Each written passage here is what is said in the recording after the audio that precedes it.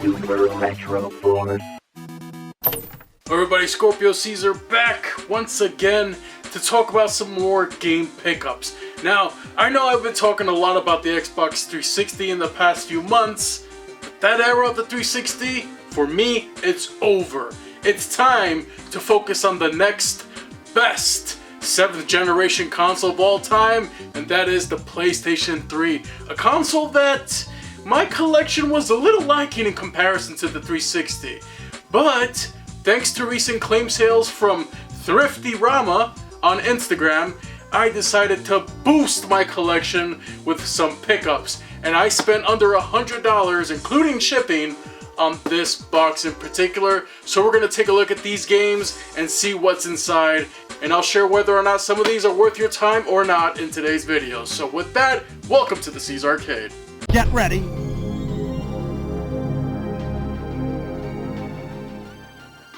I've neglected the PlayStation 3 for far too long. It's time to rekindle some love with that console because I really did love the PlayStation 3. I really did.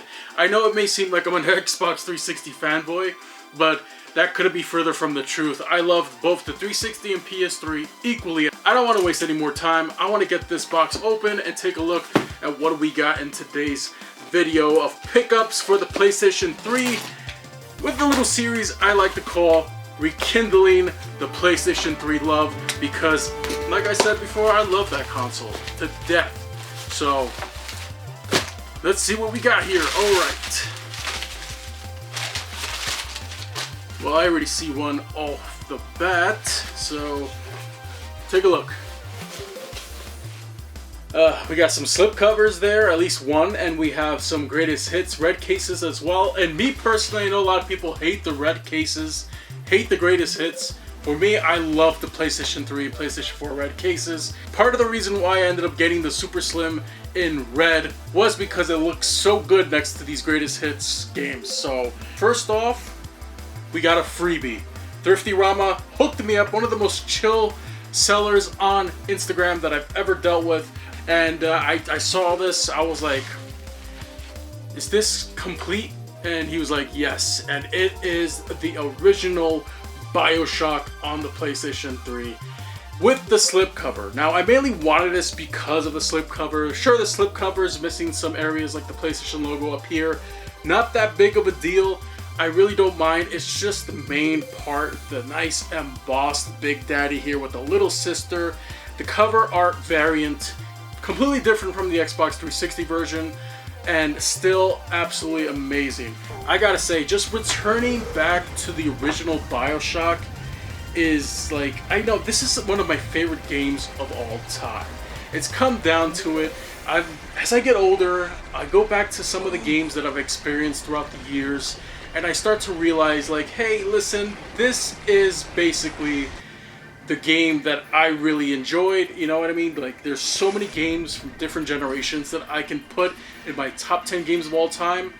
Bioshock 1 in particular is definitely on that list, and being able to return to it, despite owning it on the 360, despite having the HD versions, well, not HD versions, but the HD remastered versions for Xbox One, I'm returning to the PlayStation 3 version of all versions and enjoying this story and this game, the environments, Rapture, just Rapture in general. Absolutely one of the best games of all time.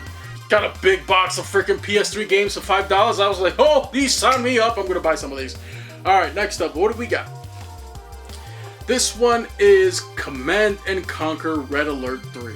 I just saw it, I was like, yeah, this looks like a game I would probably be interested in, mainly for the cutscenes, which have a host of live-action cutscenes from famous actors like Tim Curry, Jenna McCarthy, Jonathan Pryce, J.K. Simmons. The only thing about this one is that, like I said before, I was a little taken aback, but the cover art has water damage, obviously. It's wavy, it's not in the best shape. It still looks fine, spine-wise. The manual looks good. No problems there. Disc looks fine. Yeah, it's not a big deal. $5, I'm not going to complain. Next up, what do we got? We got a greatest hits here, and this is for Mod Nation Racers. Now, Mod Nation Racers is a game that I remember when it was coming out, A lot of people were hyped over it. I never got around to picking it up. I don't know what it is. It didn't interest me too much. I was like, you know what? It just looks like a Mario Kart clone. And the gimmick about the whole game was that you can create your own courses. Big whoop-de-doo. When it comes to creating like levels and environments and race courses and tracks in video games, I don't know what to do. I see all these options. I look at the game. I'm looking at the controller. I'm looking at myself. I'm thinking about like how I should have stayed in school, which I did. Doesn't make any sense. I'm just rambling. And despite being the greatest hits version, it also still has the artwork on the interior of that cover art. So that's always good that they still include that there. Played a little bit of this game in the past. Like I said, I wasn't too thrilled about the controls. I felt it was a bit too slippery. I would slide off the environments a lot. Now, am I the only one who did not enjoy this one at the time of its release? I gotta know. Let me know in the comment section down below, because I'm genuinely interested in if I got that one wrong. Mod Nation was also $5. Certified banger coming up right here. Naruto Ultimate Ninja Storm, the first game in the Ultimate Ninja Storm series. This was, man, I remember when this game came out. I was like, you know what? I'm happy with Rise of the Ninja, and I'm looking forward to Broken Bond on 360. Oh boy, when I played the demo for this, being able to just walk around the Hidden Leaf Village and just having that amount of freedom and just the movement alone, you didn't feel as stiff as it did in Rise of the Ninja. Everything just felt so good. The combat, way better compared to Rise of the Ninja and Ubisoft's Naruto games. Like, no disrespect to those games, I like those games. Rise of the Ninja in particular on 360 was the reason why I even got into Naruto in the first place. But this game, wholly on a whole nother level, cinematic wise, it was absolutely bonkers. And still to this day, I'm so glad I finally have it. Physical edition on the PS3, also $5. I don't feel like playing for Xbox Live Gold or Game Pass or whatever the hell it is nowadays just to play online. You see, the one thing that the PlayStation 3 had over the Xbox 360, which was a clear advantage, was that the online was free. Was it as simple as the Xbox 360 and intuitive? No, but it was still free. And to this day, these Call of Duty classics are still playable on that console. And I decided to start buying them up. You saw it in my last video. I picked up Black Ops and Modern Warfare 2. So I wanted Modern Warfare 1. And I still got it. I'm still a pro at this game. Be thankful I don't have a mic for this game anymore. We have been defeated, comrades. $5. It was $5. WWE Legends of WrestleMania. Now, this was a wrestling game made by THQ and Ukes. At the time, I was like, you know what? This is awesome. I love the SmackDown vs. Raw games. Put it in my veins. I want more of that. But with the actual legends from WWE's past, WWF's past. And this game almost had it. Where it fails is the execution of the gameplay. You see, they couldn't just reuse the same mechanics from the SmackDown vs. Raw games or the SmackDown games that they've been using for years at this point. I don't know what they were thinking for this one. They tried to make it too cinematic. What they did was make it feel like a quick time event, and that was kind of pointless if you ask me. All they had to do was just replicate the SmackDown vs. Raw formula and the gameplay mechanics, and they would have been fine. But for $5, I can't go wrong with that. That's why I decided to add it to the collection. Ultimate Ninja Storm 2, Naruto Shippuden. So all the characters after the time skip. This game was phenomenal. I mean, me and my brother-in-law, I would sleep over at my sister's place back in Long Island, and me and my brother-in-law would have absolute wars. It was carnage. Going at it in this game, he would win some. He would win a lot of them, actually. I would win some, and of course I would always get the C ranks or D ranks. I don't know why, but this game hated me. Regardless, still an epic series, and the sequel improved on the original, and oh man, what a fantastic time Storm 2 was. Another $5 banger. Here we have the PlayStation 3 edition of The Evil Within. I saw this thrown in there in that big box of $5 claims, and I was like, you know what? I have this already on the Xbox One. One thing you're going to notice, I'm double dipping a lot for the PlayStation 3. Like I said before, the online functionality is free, and that's mostly why I'm doing it. Evil Within, though, it's just like a curiosity. I really loved the first game. I really enjoyed the sequel. I feel that they're very underrated horror games, and I feel that you should probably check the Evil Within out if you're a fan of survival horror or just horror games in general. That being said, you might want to get the Xbox One or PS4 version over this version. I got it because, like I said, it was a curiosity, and look at this. It's absolutely mint. Been 10 years since the Evil Within? I don't believe it. I don't want to believe it. This one was $10. This one is Mortal Kombat Complete Edition.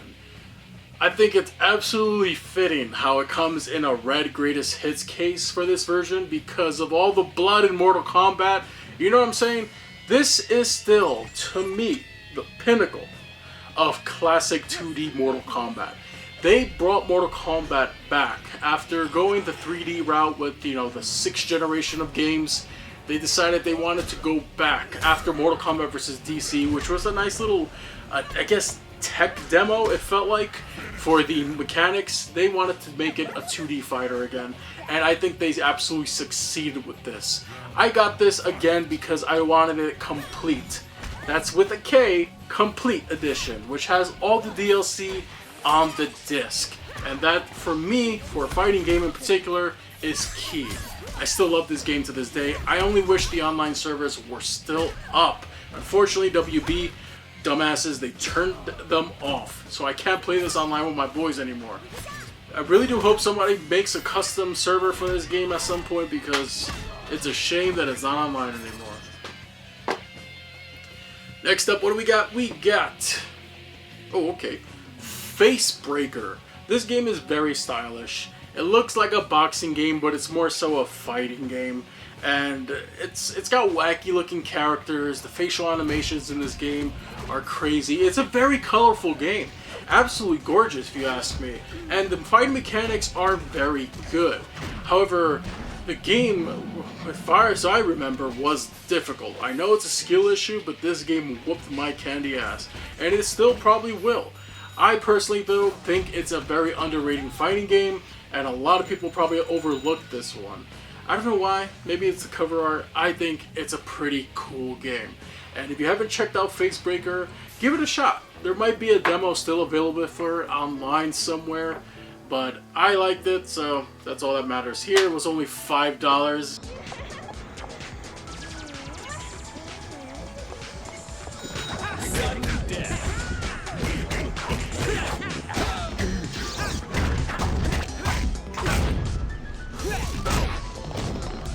Alright, so on to the last game. This is the heavy hitter. This one cost me $40. Except Thrifty Rama was kind enough to accept my best offer of $40 for this one. And it is the Puppeteer on the PlayStation 3. Now, this game has gone up in price in the past few years. It's kind of stagnated a little bit. And the funny thing I noticed about this one in particular is that the cover art is in Spanish. Entra al reino de la fantasía. And good thing I know Spanish, right? To a certain extent, at least. And yeah, it's fine. The front of the cover art, you wouldn't be able to tell the difference that it's actually the, besides the solo and PlayStation. I'm going to stop now. The Puppeteer is a unique game. It's like a 2D side-scroller, but it's in 3D. It's absolutely gorgeous. Just the style of the game in particular really caught my eye, and I have been yet to being able to pick it up. I remember seeing it in retro game stores. They're selling it for like $60, $70, sometimes sealed, you know what I mean, for over $100. Thank you again to Thrifty Rama for this epic claim sale. Definitely going to be more games from this claim sale that I'm getting in the near future, so be on the lookout for those. Now, if you played any of these games in the past on your PlayStation 3, if you did, let me know in the comment section below. What were your thoughts on them? What were your favorite games? Any of these in particular that really stood out to you and some of your favorite games and bring you nostalgia?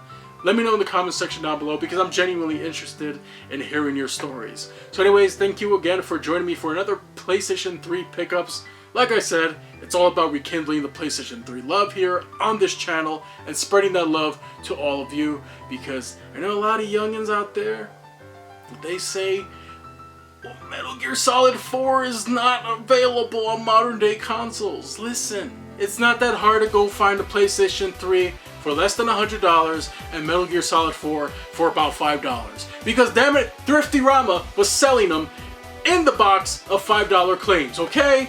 Anyways, thanks again for watching, everybody. I hope you all well. Check out the Super Retro Force, and I wish you all a good game and good night.